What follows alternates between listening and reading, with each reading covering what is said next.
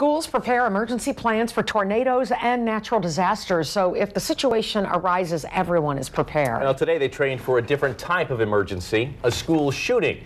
KAKE's Jordan Shefty has more on how law enforcement and school administrators are working together. This building is typically used to train law enforcement recruits, but today it's being used for a much different type of training, bringing school administrators and officers together to talk about what to do in the case of a school shooting.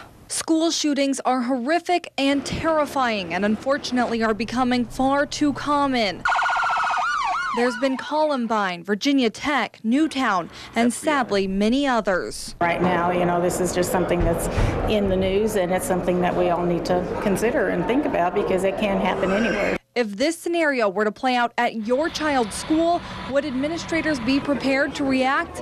Today, over 200 law enforcement and school officials gathered together to make sure that answer is yes. Let's get over the idea that we can just kind of hide from it or it'll never happen here, and let's get into the issue of planning. During the training session, previous school shootings were studied and safety suggestions were provided, making sure officers and schools are on the same page. We've got to know what the school administrators think, how they work, what their plan is. They need to know ours so that when there is, God forbid, an incident, we're working together already. Elkhart Middle School already has an emergency plan in place for an active shooter, but administrators attended today, open to improvements. We'll have more information. We can look at the plans we have, see where we need to tweak them and what we need to do to make things better. You hope the situation never arises, but you always want to plan for the potential. Jordan Shefty, KAKE News.